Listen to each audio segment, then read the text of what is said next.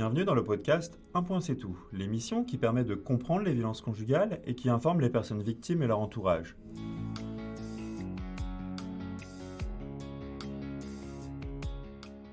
Je suis Adrien Boulogne, cofondateur de EU, une entreprise qui crée des contenus de sensibilisation et de formation sur des sujets sociétaux, et ce à destination du monde du travail. Justement, nous avons développé un dispositif d'information sur les violences conjugales, et c'est en parallèle de celui-ci que nous vous proposons ce podcast.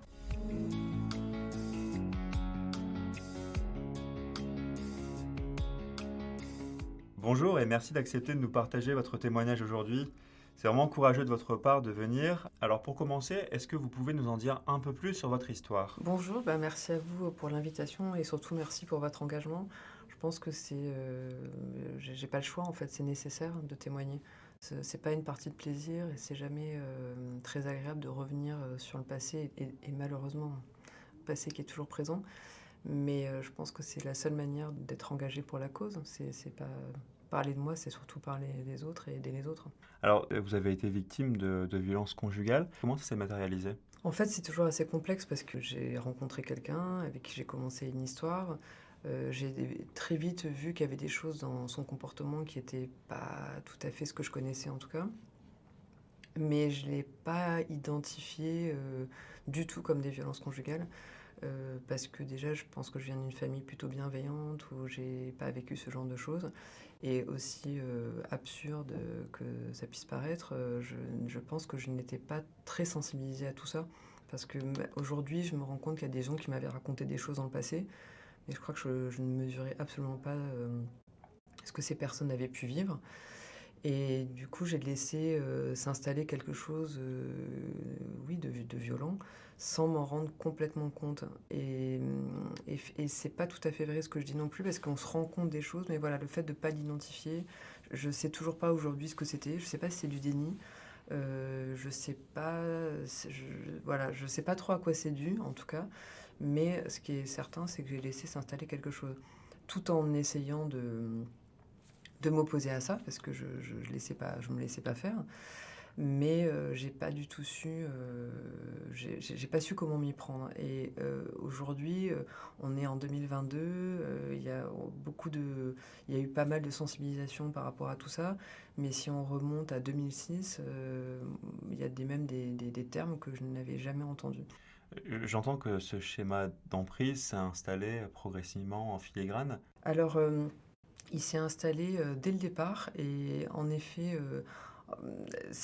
en fait, c'est compliqué parce que on dit toujours à la première gifle, il faut partir, mais les violences, c'est pas forcément une gifle. Et c'est pour ça qu'aujourd'hui, le terme même de femme battue, c'est pas un terme que je cautionne, parce que je préfère ce terme de violence conjugale. Parce que, par exemple, il a fallu que ce soit des gens de l'extérieur qui me fassent prendre conscience de certaines choses. Par exemple, un jour, je prenais un café avec des copains et quelqu'un que je ne connaissais pas a dit oh là là, c'est comme tous ces mecs qui tordent les poignets de leur compagne et qui n'ont même pas conscience que c'est de la violence. Et ça m'a fait un choc. Je me souviens où j'étais. C'était tôt le matin et toute la journée, je me suis dit waouh, mais ça, on me le fait. Et j'avais pas identifié que c'était de la violence. Pourtant, j'imagine que si une copine m'avait raconté ça, je me serais dit oh là là, mais qu'est-ce que c'est que ça, quoi. Et pourtant, je l'ai pas du tout identifié comme tel. Et c'est toujours par des phrases de l'extérieur que, enfin, en tout cas, dans mon cas, c'est comme ça que j'ai petit à petit pris conscience de ce que j'y vivais. Mais réellement, il a fallu des années pour qu'une association m'accompagne, pour que l'association mette des mots et que là, je me dise c'est une association spécialisée, je n'ai plus le choix, je dois accepter que c'est ça que je vis, et maintenant, qu'est-ce que je fais avec ça, quoi. Mais là, je parle d'une association qui est arrivée 10 ans après, euh, j'ai annulé les premiers rendez-vous, enfin voilà. Oui, souvent on dit que c'est un processus long parce que la relation d'emprise est tellement forte, tellement englobante, finalement presque totalitaire, que c'est difficile de s'en rendre compte, de prendre du recul. C'est ce que vous avez vécu sur la relation d'emprise ? L'emprise, c'est compliqué parce que là, on parle quand même de violence conjugale, donc a priori, il y a eu des sentiments, il peut même y avoir toujours, hein, c'est pas parce qu'on est séparés qu'il n'y a plus de sentiments, mais en tout cas, il y a le sentiment amoureux, il y a la confusion des sentiments aussi. Ça, aujourd'hui, je peux en parler aussi parce que je comprends ce que ça veut dire, mais à l'époque, je comprenais pas, j'avais des sentiments pour quelqu'un, On a construit quelque chose, on a eu un enfant très vite, hein, ce qui est aussi un «piège» entre guillemets, parce que c'est pas très sympa pour l'enfant de dire que ça a été un piège.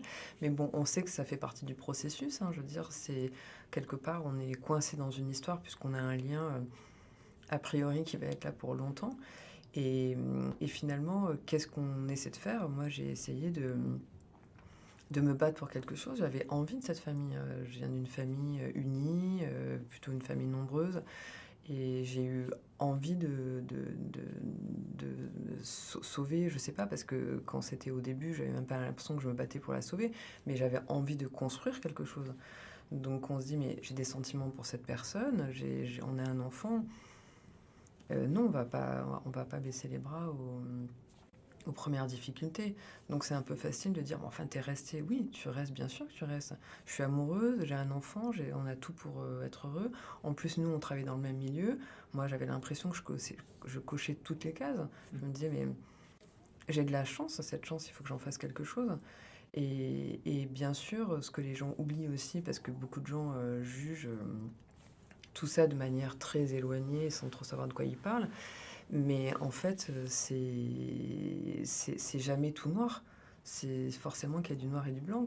Il y a des moments merveilleux et qui sont sans arrêt un peu détruits, en tout cas rythmés par des moments absolument affreux. Et quand je dis affreux, enfin, je mesure que le mot affreux, c'est un mot qui est fort, mais c'est parce qu'on passe par le chaud et le froid en permanence qu'on reste, parce que c'est le chaud qui fait qu'on reste. Chaque fois qu'il y a du chaud, on se dit ah ben non, mais finalement c'est génial. Là, j'ai tout pour être heureuse et on va y arriver. On va surmonter ces difficultés. Et en plus, alors ça, c'est tendance, en tout cas la mienne, et je suis extrêmement empathique, donc je me suis trompée dans mes analyses en fait. Chaque fois qu'il y avait une crise de jalousie, je me disais, ah mais c'est normal, on se connaît pas, c'est aller vite.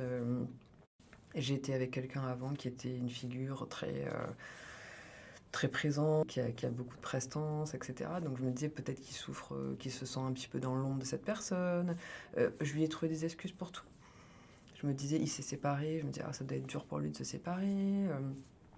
Donc en fait, chaque fois que ça n'allait pas, je me disais, non, mais ça va aller, il faut qu'il apprenne à me connaître, il faut qu'il comprenne mes sentiments. Et il y a cette idée totalement stupide que l'amour va l'emporter, quoi. L'amour avec un grand A, quoi. Enfin, je veux dire, on ne tombe pas amoureux tous les 4 matins. Enfin, c'est dur d'être amoureux. Enfin, c'est rare, quoi. C'est ça qui fait que c'est merveilleux.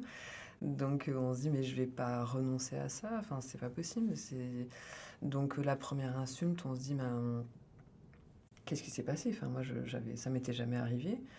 Je me suis dit, mais qu'est-ce que c'est que ce truc-là? Enfin, qu'est-ce que j'en fais?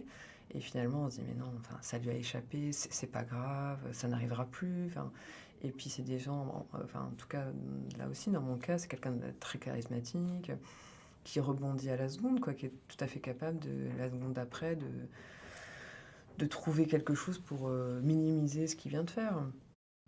Alors, c'est pas forcément s'excuser, mais c'est trouver quelque chose, quoi. C'est. Voilà. Et souffler le chaud et le froid, encore une fois, aujourd'hui, je peux en parler, je peux expliquer certaines choses, mais je savais pas que ça existait, en fait, ça. C'est quelque chose que je ne connaissais pas.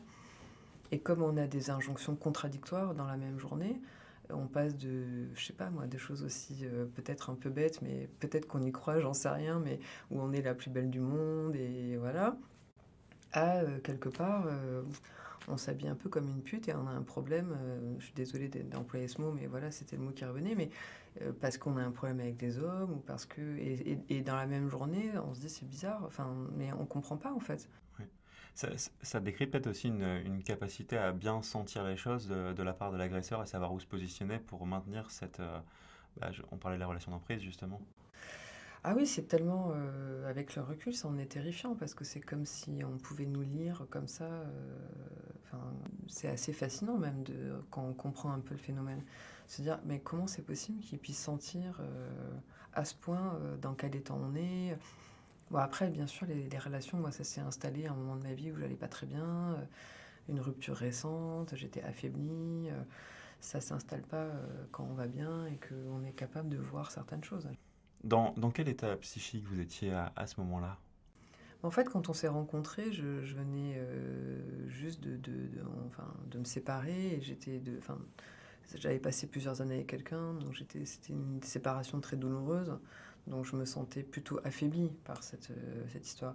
Et quand je l'ai rencontré, je pensais, enfin, je me suis pas du tout projetée sur une histoire à long terme parce que j'étais pas en capacité. Et finalement, bah, je suis tombée enceinte très rapidement et ça s'est un petit peu imposé à moi cette histoire.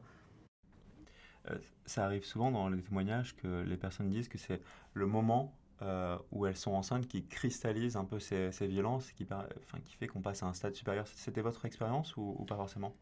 Alors, avant de tomber enceinte, j'avais vu qu'il y avait des choses étranges, mais voilà, encore une fois, je savais juste que je voulais pas m'engager, mais je sais pas si c'était avec lui en particulier, c'était juste que je sortais de quelque chose de long, de douloureux, donc j'avais pas spécialement envie de me réengager.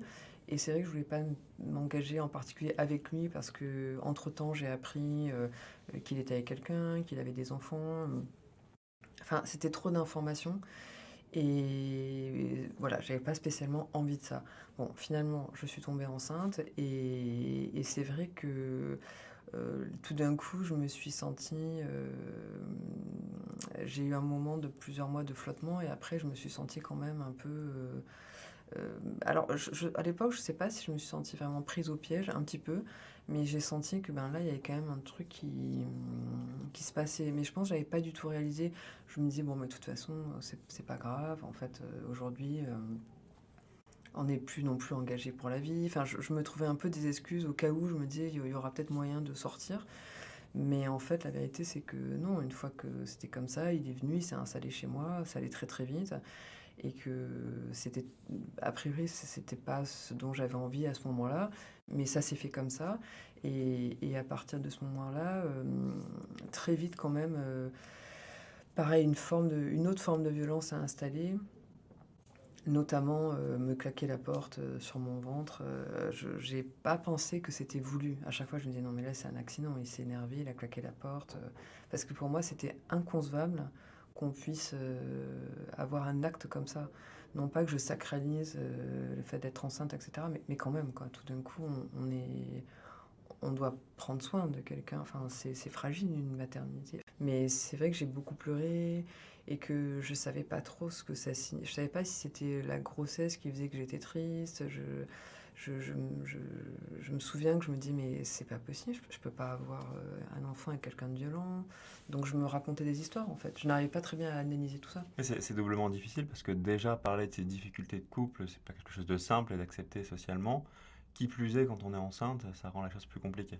Oui, oui, puis après, sans rentrer dans trop de détails, moi, ça a été une grossesse aussi assez compliquée. Donc, j'étais aussi en état de faiblesse.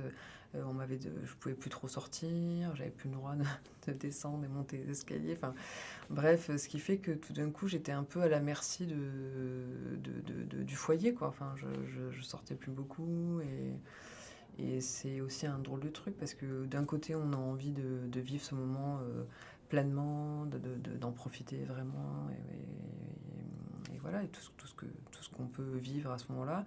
Et en même temps, il y a ce truc quand même très bizarre que je n'arrivais pas très bien à identifier. Et je comprends que donc vous avez été plus isolé aussi du fait de vos problèmes de santé.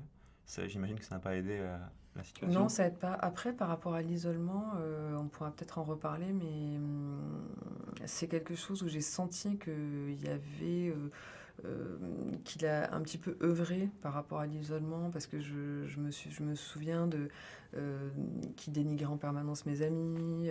C'était des petites phrases, surtout un peu assassines, quoi. Par exemple, Sur ah non, mais ton amie, machin, non, mais elle a un poil dans la main, non, mais elle est totalement vulgaire, elle est grosse. En plus, c'est des trucs que moi je supporte pas qu'on parle des gens comme ça. Donc, qui il touche beaucoup à savait que, l'affect. ouais, il savait que moi ça m'affectait. Mais du coup, j'ai toujours, alors ça, c'est quelque chose que j'ai, chez moi, l'amitié, la famille, c'est des choses, c'est vraiment très fort. Donc, il y avait quand même très peu de chances pour qu'il réussisse sur ce terrain-là, quoi. Et il a essayé d'appeler ma famille. Voilà, dire à quel point, je sais pas, j'étais fragile, à quel point sa vie était dure, etc. Et ma famille, ils m'ont tous dit que il y a eu des moments où ils se demandaient un peu ce qui se passait, mais il a jamais réussi à les convaincre. Mais ma mère, pourtant, on est très proches, et très fusionnelle, et on s'appelle tout le temps. Elle m'a dit: «Il est tellement fort» que j'ai eu un ou 2 moments où je me suis dit: «Mais est-ce que je connais si bien que ça ma fille?» Et en fait, comme elle m'en a parlé, qu'on a pu toujours, du coup, ça va. Et puis il a commis quelques erreurs aussi dans son discours, donc ça fait que les gens m'ont cru. Mais du coup, ça a pas trop marché par rapport à d'autres filles qui vraiment ont été isolées, Pour autant, il réussissait quand même à instiller un doute, Ah même oui, oui. auprès de votre entourage familial. Mais il se trouve que mes meilleures amies m'ont dit, tout de suite: «Ah, je sais pas, il nous a parlé de ça, ça, ça, on préfère te le dire. Nous, on va pas rentrer là-dedans, donc en gros, voilà quoi, mais sache qu'il a essayé ça ou».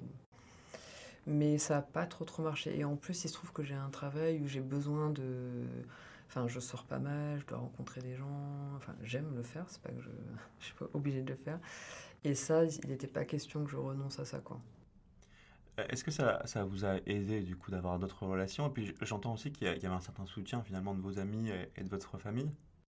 Alors, ça m'a aidé parce que ça aide toujours d'avoir des gens solides autour de soi. Après, il y a des choses qui m'ont aidée, d'autres choses qui m'ont pas aidée, mais je veux pas du tout les enfoncer, mais en fait, leur bienveillance a fait que je suis aussi restée plus longtemps avec lui. Aussi, ça aussi, ça paraît un peu absurde de dire ça, mais comme c'est très difficile d'imaginer ce qui se passe vraiment, déjà, je ne racontais pas tout, mais voilà ce que j'arrivais à raconter. Parfois, il me disait, ouais, mais voilà, ça va passer, vous avez un enfant, vous vivez plein de choses, peut-être que ça vaut le coup de se battre encore un peu, d'essayer de, voilà, de trouver des solutions. Ou il me disait, mais est-ce que tu as essayé ça? Est-ce que tu as essayé ça? Enfin, oui, oui, j'ai essayé plein de choses. Et aujourd'hui, je me dis, c'est bien d'être bienveillant, mais finalement, peut-être que j'aurais eu besoin, mais c'est pas grave, on va pas revenir sur le passé. Il n'est pas question de, voilà, de juger qui que ce soit. Mais peut-être qu'à ce moment-là, j'aurais besoin qu'on me dise non, mais attends, là, ce que tu vis, c'est ça. Et à un moment, il faut vraiment que tu te sortes de cette situation. En vrai, il y a des gens qui me l'ont dit, mais je pense que je ne l'entendais pas. Hmm. Parce que je me souviens pas beaucoup, mais quand même, deux, trois personnes qui avaient vécu ça, soit enfant, soit elles-mêmes dans leur couple, et qui me disaient des choses très fortes, mais j'arrivais pas à me dire que moi, ce que je vivais, c'était la même chose. Est-ce que la notion de contrôle était forte de la part de votre agresseur? Ah bah oui, ça c'est un peu la base parce qu'en fait, ça commence par dire, «Oui, ça te dérange pas là de balader à poil devant les voisins?»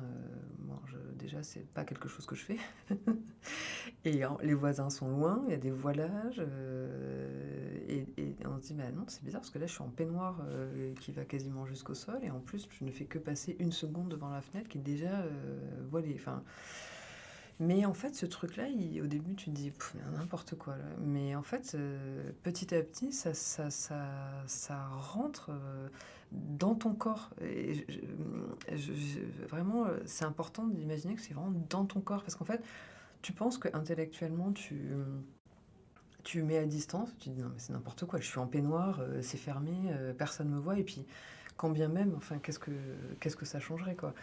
Mais en fait, c'est comme quelque chose, qui pénètre, voilà. Et c'est au goutte à goutte et en fait, un jour, on se rend compte que c'est partout dans son corps comme un poison. Ça touche à l'estime de soi. Ouais, c'est ça et après tu vas déjeuner avec quelqu'un, avec qui tu as déjeuné, nanana, alors si c'est un homme, c'est tout d'un coup, ça devient une affaire d'État. Donc tu te dis: «Bon, bah, je vais arrêter de lui dire parce que je veux pas lui faire de peine. Mais par contre, je veux pas renoncer à mon amitié». Donc la fois d'après, on me dit pas, puis au bout de quelques semaines, il finit par l'apprendre et dit: «Oui, bah, je te l'ai pas dit parce que ça te fait de la peine, je veux pas te faire de peine».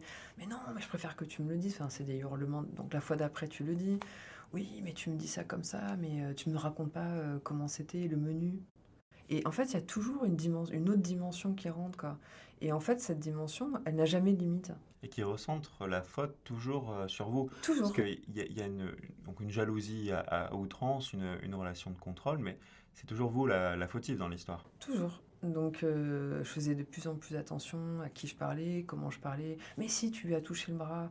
Bon, il se trouve que je suis pas si tactile que ça, donc ben, au bout d'un moment, je me disais: «Ouais, ça doit être vrai, je dois pas même pas m'en rendre compte, quoi». OK, donc après il dit: «Mais ça te dérange pas d'être là tout le temps à montrer tes seins à tout le monde, quand tu te penches?» OK, enfin j'ai tout le temps des t-shirts comme ça. Donc je m'étais mise à porter des espèces de body sous mes t-shirts, donc je crevais de chaud. Bon, ouais, OK, je me dis: «Mais c'est pas grave, si ça peut l'apaiser, on s'en fout». C'est des bon, des gens proches me disent: «Mais qu'est-ce que tu fais là avec tes trucs là? Mais» donc tu un peu sans trop dire, les gens te disent: «Mais tu devrais pas accepter ça». Je dis: «Mais c'est pas que je l'accepte, déjà il y a tout est un sujet à la maison.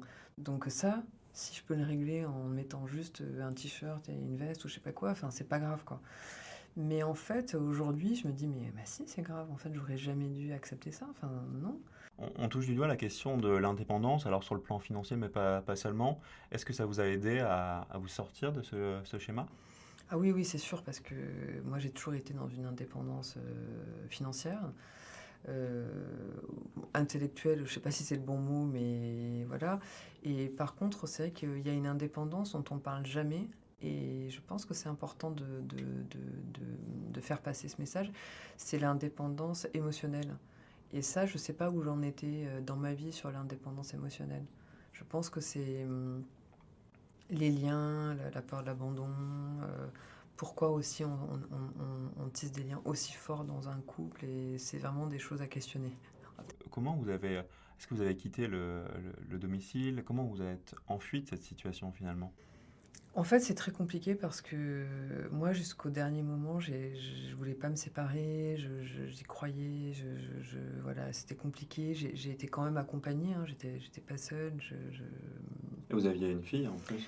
Voilà, on a une fille, un des premiers pas, ça a été la psychologue de l'école quand elle m'a dit, «Si vous portez pas plainte, vous serez autant responsable. Si votre fille, nous raconte encore des choses, comme ce qu'elle vit chez elle et tout ça, vous serez autant responsable».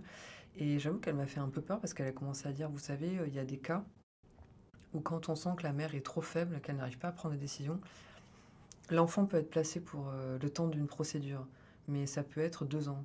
Je me suis dit: «Mais qu'est-ce qu'elle me raconte?» J'ai pas pris au sérieux et après j'ai commencé à me renseigner un peu quand même. Je me disais: «Si elle m'a dit ça, pourquoi elle me raconterait ça?»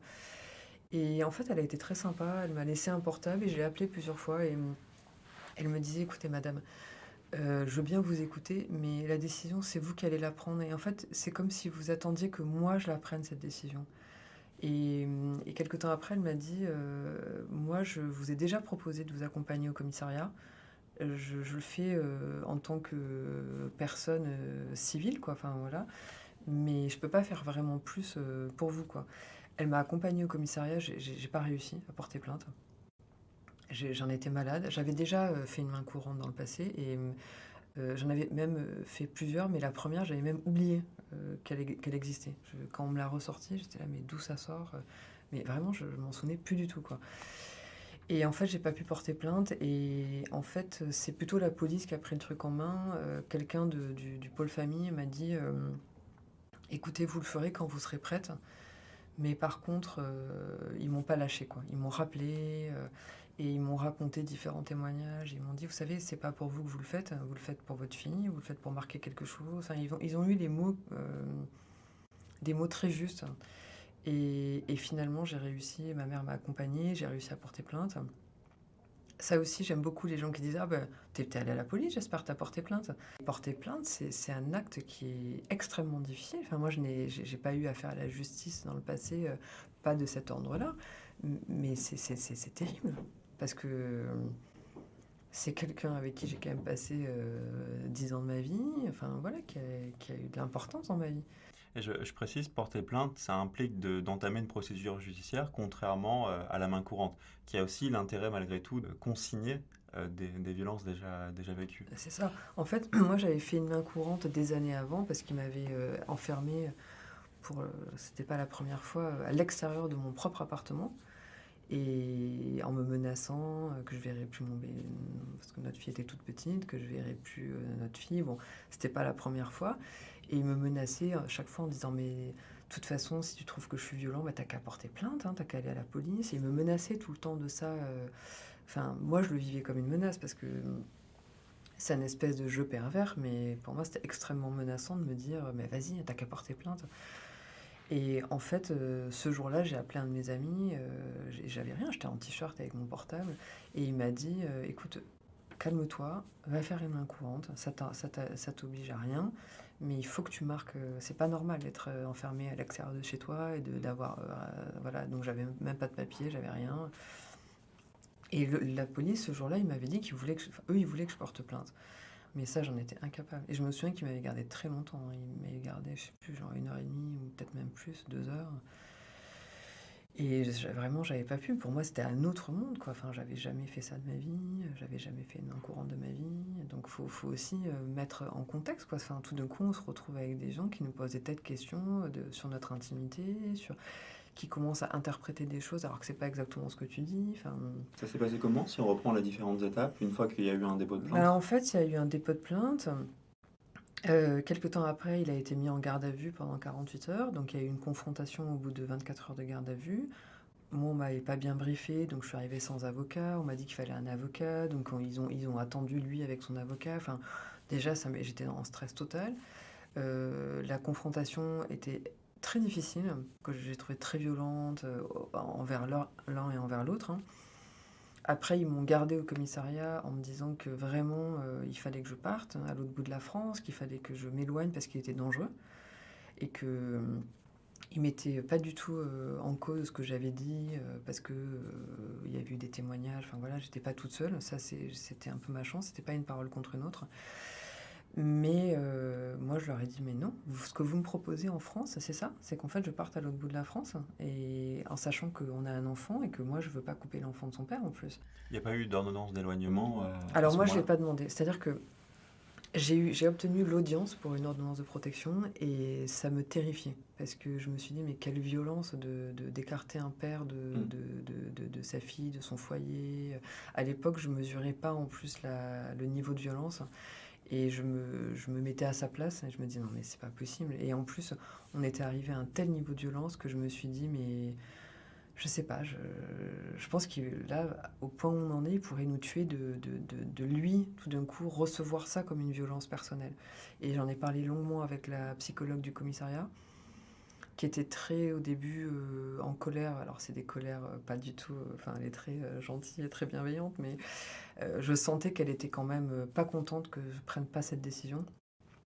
Mais elle m'a dit, c'est vrai que par rapport à tout ce que vous me racontez depuis longtemps, ça arrive que tout d'un coup, eux, ils prennent ça pour de la violence et que tout d'un coup, ils commettent quelque chose de grave. Mm. Et j'ai dit, de toute façon, moi, je m'en sens pas capable parce que il faut savoir que quand ça arrive, on est extrêmement affaibli psychologiquement, physiquement. J'avais perdu du poids, j'étais au bout du bout, je dormais plus, j'avais peur parce que notre fille me suppliait de partir, elle me suppliait de la protéger. Je... Oui, c'est important de dire qu'on on n'a pas ces pleines capacités émotionnelles, on est dans une situation d'instabilité qui est énorme. C'est Et du ça. coup, prendre des décisions rationnelles, c'est pas aussi simple que Non. sur le papier. Non, c'est ça, c'est pour ça que je trouve injuste un peu ce jugement social hâtif souvent de la part de gens qui n'ont pas vécu ça. Et tout le monde a été plutôt bienveillant, moi je trouve, envers moi. Mais c'est aussi une énorme pression, quoi. Tout d'un coup, on a l'école, il faut porter plainte, ça, et tout d'un coup, on se retrouve un peu acculé avec à se dire, mais en fait, quel choix on me laisse, quoi. Et j'ai eu l'impression que tout ce que je vis depuis un peu plus de 6 ans, je n'ai jamais été dans un choix totalement libre. Et bien sûr, on a toujours le choix. Mais en fait, pas tant que ça, quoi. Alors justement, comment s'est passé votre travail de reconstruction? Donc je me suis dit que pour arriver à ça, il fallait que moi j'aille bien. Donc je me suis fait beaucoup entourer par l'association, donc ces groupes de parole et rendez-vous individuels. Et j'ai fait beaucoup de choses parce que je pense qu'il faut soigner les deux, le corps et l'esprit en même temps, quoi.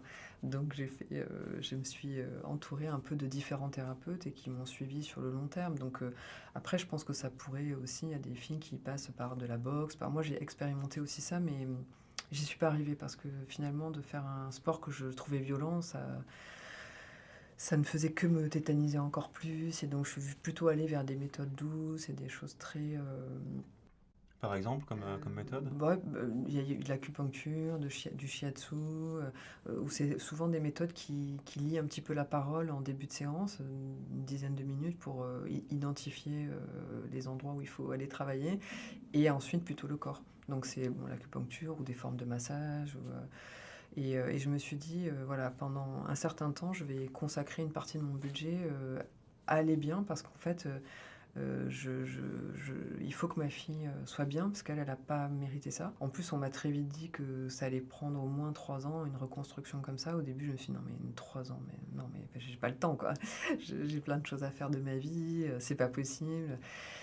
Et finalement, avec le recul, c'est vrai qu'au bout de quelques mois, j'allais quand même assez bien, mais non, ça prend 3 ans, voire plus. Parce qu'en fait, ce que je disais au début, c'est que finalement, ça se met à des endroits de son corps qu'on n'avait pas du tout envisagé et que ça, c'est très très très long à évacuer. Et que finalement, ce qu'on appelle les stress post-traumatiques, là, on m'a fait faire récemment des tests là-dessus et on m'a dit, je ne sais pas si vous vous rendez compte que vous êtes au plus haut de ce qu'on appelle ces stress post-traumatiques.